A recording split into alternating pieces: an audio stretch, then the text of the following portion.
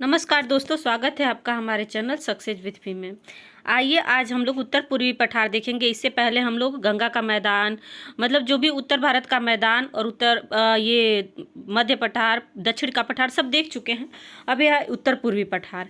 तो चलिए शुरू करते हैं। पहले देखिए आता है अब मेघालय का पठार उत्तर पूर्वी में। उत्पत्ति एवं संरचना की दृष्टि से मेघालय का पठार प्रायद्वीपीय पठार छोटा नागपुर का पठार का ही पूर्वी विस्तार है। ठीक है, देखिए मेघालय का पठार किसका विस्तार है? छोटा नागपुर पठार का ही हिस्सा है, जो राजमहल गारो गैप अथवा मालदा गैप के द्वारा अलग हुआ है। इस पठार में पश्चिम से पूर्व की ओर क्रमशः गारो, खासी, जयंतिया तथा मिकी राज पहाड़ियां अवस्थित हैं, जो प्राचीन चट्टानों से बनी हुई हैं। गारो, खासी, जयंतिया इस पठार में निवास करने वाली प्रमुख जनजातियां हैं। खासी पर्वतीय क्षेत्र का की रूपी स्वरूप में अवस्थित होने के कारण ही यहाँ औसत से अधिक वर्षा होती है। यही कारण है कि यहाँ खासी पहाड़ी के दक्षिण में स्थित मासिनराम एवं चेरापूंजी विश्व में सर्वाधिक वर्षा वाले क्षेत्रों में गिने जाते हैं। यहाँ धारवाड़ संरचना से निर्मित शिलांग रेंज का ये जो शिलांग रेंज है धारवाड़ संरचना से निर्मित है, सबसे ऊंचा पर्वतीय क्षेत्र है, इसलिए इसे शिलांग का पठार के नाम से भी जाना जाता है। इस क्षेत्र की सबसे ऊंची चोटी कौन सी है? नोकरेक। ये कहाँ स्थित है? मेघालय में। औसत से अधिक वर्षा होने के कारण ही यहाँ लेटेराइट मिट्टी तथा सदाबहार वनों का विकास हुआ है।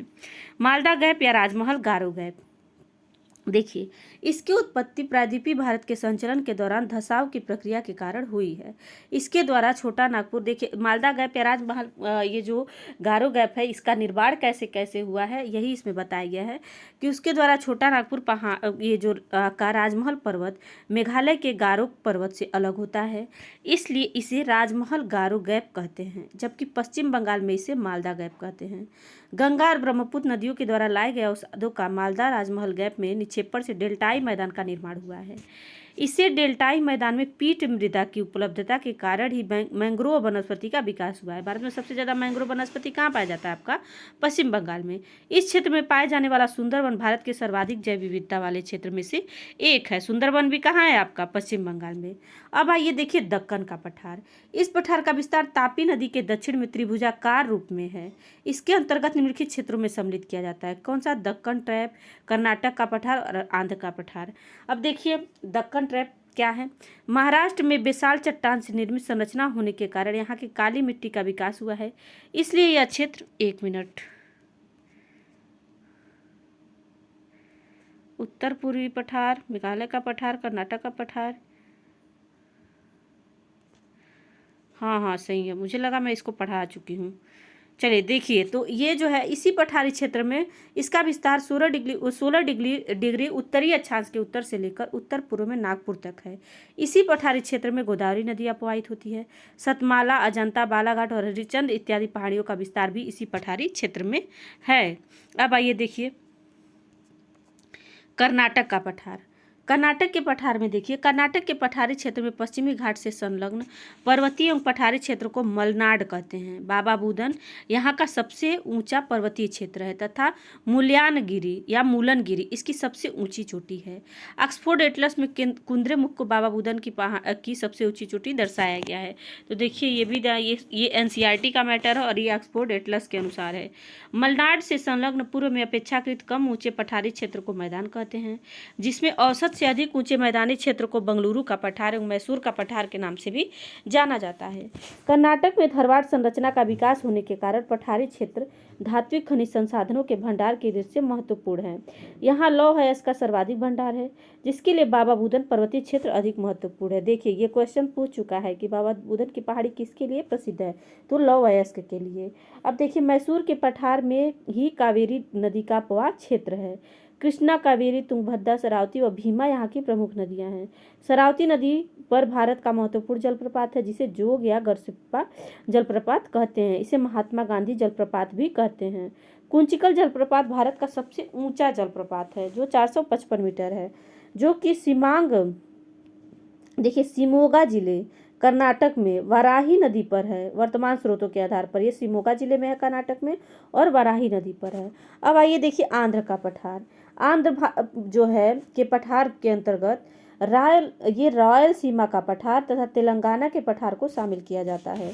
कृष्णा नदी बेसिन के दक्षिण में पठारी क्षेत्र को रायलसीमा के पठार कहते हैं। यहाँ वेलिकोंडा, पालकोंडा, नल्लामलाई पर्वतों का विस्तार है, जबकि कृष्णा नदी बेसिन के उत्तर में स्थित पठारी क्षेत्र को तेलंगाना का पठार कहते हैं। तेलंगाना के पठार का ऊपरी हिस्सा पठारी है तथा दक्षिणी हिस्सा क्या है, उपजाऊ है। कृष्णा और गोदावरी नदी बेसिन के मध्य में कोलेरू झील अवस्थित है, जो एशिया की सबसे बड़ी दलदली भूमि है। पहले तो कोलेरू झील का जो है लोकेशन भी पूछ देता है, नदियाँ का भी पूछ देता है, तो इसको ध्यान रखिएगा। अब देखिए दक्षिण पर्वतीय क्षेत्र, इसमें देखिए दक्षिण पर्वतीय क्षेत्र के अंतर्गत केरल एवं तमिलनाडु की सीमा पर स्थित नीलगिरी, अन्नामलाई, कार्डामम, तमिलनाडु में स्थित पालनी पहाड़ियाँ आदि आती हैं। ये जो पहाड़ियाँ हैं दक्षिण पर्वतीय क्षेत्र के अंतर्गत आती हैं। डोडाबेट्टा जो 2637 मीटर नीलगिरी पर्वत की सबसे ऊंची चोटी है। ये तो हजारों बार क्वेश्चन पूछ चुका है कि नीलगिरी पर्वत की सबसे ऊंची चोटी कौन सी है, तो है डोडाबेट्टा। प्रसिद्ध पर्यटन, ये भी पूछा दक्षिण भारत की ये जो चोटी दक्षिण नीलगिरी पर्वत, ये भी पूछा गया जो पूर्वी और पश्चिमी घाट को मिलाने वाली पर्वत को पूछ देता है कि कहाँ मिलती है, किस पर्वत के पास, तो वो नीलगिरी पर्वत जो है दोनों के बीच में यही मिलन बिंदु होता है इन सबों का, पश्चिमी घाट का और पूर्वी घाट का, तो इसको भी ध्यान रखिएगा। प्रसिद्ध पर्यटन स्थल उडमंडलम, देखिए उडगमंडलम या ऊटी नीलगिरी में ही अवस्थित है, पर्यटन स्थल है ऊटी। अन्नामलाई पर्वत की चोटी अनाईमुड्डी जो 2695 मीटर प्रायद्वीपीय पठार एवं दक्षिण भारत की सबसे ऊंची चोटी है। दक्षिण भारत की सबसे ऊंची चोटी कौन सी, अनाईमुड्डी है, जबकि कार्डमम प्रायद्वीप भारत की दक्षिणतम पर्वतीय क्षेत्र है, यह केरल व तमिलनाडु की सीमाओं पर स्थित है। कार्डमम सबसे दक्षिण में है, ठीक है। अब आइए नीलगिरी और अन्नामलाई के बीच पालघाट दर्रा स्थित है, जो पलक्कड़ को कोयम्बटूर से जोड़ता है, जबकि अन्नामलाई और कार्डमम के बीच में सेनकोट्टा दर्रा अवस्थित है, जो तिरुवनंतपुरम को मदुरै से जोड़ता है। प्रसिद्ध पर्यटन स्थल कोडाईकनाल पालनी पहाड़ियों में ही स्थित है। केरल के नीलगिरी पर्वतीय क्षेत्र में स्थित शांत घाटी क्या है, सर्वाधिक जैव विविधता वाले क्षेत्रों में से एक है, ठीक है। अब देखिए पर्वत और अवस्थिति कहाँ कहाँ है, नीलगिरी पर्वत केरल तमिलनाडु, अन्नामलाई पर्वत केरल तमिलनाडु, कार्डमम केरल तमिलनाडु, पालनी तमिलनाडु में, सेवराय तमिलनाडु में, जवादी तमिलनाडु में, पालकोंडा आंध्र प्रदेश में, वेलिकोंडा आंध्र प्रदेश में और नल्लामलाई आंध्र प्रदेश और तेलंगाना दोनों में है। देखिए मैप में आप लोग देख लीजिए पहाड़ियों की जो है स्थिति मैप में दी हुई है। उत्तर से शुरू करते हैं। पहले देखिए काराकोरम, देखिए पहले तो केटू है, काराकोरम श्रेणी में स्थित है, फिर ये लद्दाख, ये नंगा पर्वत है, कश्मीर हिमालय, पीर पंजाल है, जास्कर है, फिर पंजाब हिमालय में देखिए ये है कुमायूं हिमालय, नंदा देवी, ठीक है, ये धौलागिरी, एवरेस्ट, ठीक, ये भूटान हिमालय है, ये कंचनजंगा आपका है सिक्किम में। अब आइए देखिए ये है अरावली पर्वत का विस्तार, ये है अरावली पर्वत। अब आइए ये देखिए ये अरावली पर्वत की सबसे ऊंची चोटी कौन सी है, गुरु शिखर, तो देखिए यहाँ ये गुरु शिखर है। ये है विंध्याचल पर्वत श्रेणी, ये है कैमूर पर्वत श्रेणी, ठीक है, ये है महादेव की पहाड़ियाँ, सतपुड़ा पर्वत, जहाँ से देखिए इन सबों के ये नर्मदा और ताप्ती यहीं बहती हैं। अब देखिए महादेव की पहाड़ियाँ हो गया, मैकाल पर्वत। अब देखिए ये जो है पहाड़ियाँ कैमूर पर्वत श्रेणी, राजमहल की पहाड़ियाँ, पारसनाथ, राजगीर की पहाड़ियाँ और ये मलयगिरी है। और ये देखिए मैकाल पर्वत श्रेणी, धूपगढ़ क्या है, ये धूपगढ़ जो है सतपुड़ा पर्वत की सबसे ऊंची चोटी है ये कि धूपगढ़। अब आइए देखिए ये है कलसूबाई, ये महाबलेश्वर, ये महेंद्रगिरी। आइए देखिए ये है पूरा आपका पश्चिमी घाट और ये आपका पूर्वी घाट, और ये है आपका नीलगिरी, ये है पूर्वी घाट, ये है पश्चिमी घाट, और ये है नीलगिरी की पहाड़ियाँ, और यही दोनों मिलती हैं। अब यही देखिए ये है दोदाबेट्टा, अनाईमुड्डी, इलायची की पहाड़ियाँ, कार्डमम पहाड़ियाँ, यही है। तो ये क्या है, भारत के सबसे दक्षिण में है, जो ये है केरल और ये है तमिलनाडु का, यहाँ पे दोनों के बीचों बीच में है, तो इसको ध्यान रखिएगा, ठीक है। और देखिए ये पठारी भाग दिया है, इसमें कौन कौन से पहाड़ियाँ, पर्वत, हिमालय की श्रेणियाँ और पर्वत शिखर सब इसमें दिया हुआ है, आप लोग ध्यान से पढ़ लीजिएगा। अब देखिए अब आइए कि पश्चिम घाट का विस्तार अरब सागर तट के समानांतर लगभग 1600 किलोमीटर की लंबाई में है। पश्चिमी घाट को महाराष्ट्र में सह्याद्री भी कहा जाता है। इस क्षेत्र की औसत ऊंचाई लगभग 900 से 1600 मीटर है। महाबलेश्वर, कलसूबाई, हरिश्चंद्र आदि की यहाँ की प्रमुख चोटियाँ हैं। यह उत्तर में तापी नदी के मुहाने महाराष्ट्र गुजरात की सीमा से गुजरात, महाराष्ट्र, गोवा, कर्नाटक, केरल तथा तमिलनाडु के कन्याकुमारी अंतरिक्ष तक फैला हुआ है। यह वास्तविक पर्वत श्रेणी नहीं है। इसका निर्माण प्रायद्वीपीय भारत के गोंडवाना लैंड के विभाजन के फलस्वरूप हुआ था। आप लोग पहले भी इसको पढ़ चुके हैं। ये जो है विभजन से निर्मित कागार तथा स्थल के एक खंड के अरब सागर में असंवलन के कारण हुआ है। इसका पश्चिमी ढाल तीव्र एवं खड़ा है, जबकि पूर्वी ढाल मंद एवं सीढ़ी नुमा है। इसीलिए जो है ये जो पश्चिम से नदियाँ मैक्सिमम पूरब आके बंगाल की खाड़ी में गिरती हैं। ठीक है। महाबलेश्वर के पास ही गोदावरी, भीमा और कृष्णा आदि नदियों का उद्गम स्थान है। यहाँ की नदियाँ अपने मुहाने पर ज्वारनदमुख एस्चुरी का निर्माण करती हैं। अब प्रायद्वीपीय भारत के प्रमुख दर्रे देख लीजिए। थालघाट दर्रा महाराष्ट्र, इससे पहले भी हम लोग दर्रा देख चुके हैं, उसमें मैं बता चुकी हूँ महाराष्ट्र के और केरल के दर्रे। थालघाट और भोरघाट ये दोनों महाराष्ट्र में हैं। थालघाट मुंबई को नासिक से जोड़ता है और भोरघाट मुंबई को पुणे से जोड़ता है। पालघाट केरल में, ये पलक्कड़ को कोयम्बटूर और अन्नामलाई पहाड़ियों के मध्य स्थित है और इनको जोड़ता है। सेनकोट्टा गैप ये केरल में है, ये तिरुवनंतपुरम और मदिरा को जोड़ता है। अब आइए नेक्स्ट पॉइंट देखिए। पश्चिम घाट पर्वतीय श्रृंखला को विश्व में सर्वाधिक संपन्न जैव विविधता वाली श्रेणी में रखा जाता है। यूनेस्को ने 2012 में इस क्षेत्र को विश्व धरोहर स्थल में घोषित कर चुका है। किसको? पश्चिमी घाट को। और ये हॉटस्पॉट क्षेत्र में भी आता है। पश्चिमी घाट की प्रमुख पहाड़ियों का क्रम देखिए, उत्तर से दक्षिण, पहले नीलगिरी, फिर अन्नामलाई, फिर इलायची। उत्तर से दक्षिण क्रम लगाने के लिए भी पूछ देता है। अब आइए देखिए पूर्वी घाट। भारत में पूर्वी घाट एक असतत श्रृंखला के रूप में ओडिशा से लेकर तमिलनाडु तक विस्तृत है।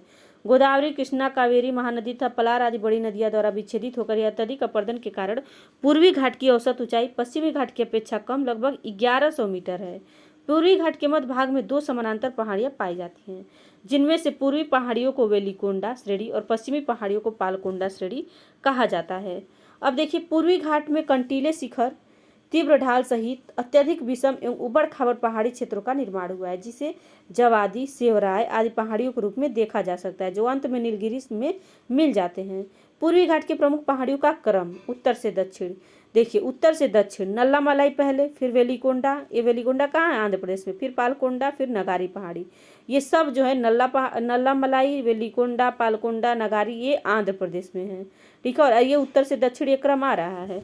अब तमिलनाडु का उत्तर से दक्षिण में क्रम में देख लीजिए, जवादी पहाड़ी, सेवराय पहाड़ी, पंचमलाई और सिरुमलाई पहाड़ी, ये तमिलनाडु में है। अब देखिए तटीय मैदान। भारत के तटीय मैदान का विस्तार प्रायद्वीपीय पर्वत श्रेणी, पूर्वी एवं पश्चिमी घाट तथा समुद्र तट के मध्य हुआ है। इनका निर्माण सागरीय तरंगों द्वारा अपरदन व निक्षेपण तथा पठारी नदियों द्वारा लाए गए अवसादों के जमाव से हुआ है। भारत के तटीय मैदान को मुख्यतः 2 भागों में बांटा जा सकता है, पश्चिमी तटीय मैदान और पूर्वी तटीय मैदान। ठीक है। अब देखिए इसमें पश्चिमी तटीय मैदान, इसको रहने देते हैं, इसके आगे हम लोग नेक्स्ट वीडियो में देखेंगे पश्चिमी तटीय मैदान, पूर्वी तटीय मैदान जो है। अगर आपको हमारा वीडियो अच्छा लगा है तो हमारे वीडियो को लाइक करें, हमारे चैनल को सब्सक्राइब करें और कमेंट में ज़रूर बताएं कि आपको हमारा वीडियो कैसा लगा है। और ये ख़त्म ही हो गया है। अब इसके ये टॉपिक पूरा जो भू आकृतिक प्रदेश हम लोग का भारत का चल रहा था, अब ये जो एक वीडियो में और ये पूरा कंप्लीट हो जाएगा पूरा ये चैप्टर।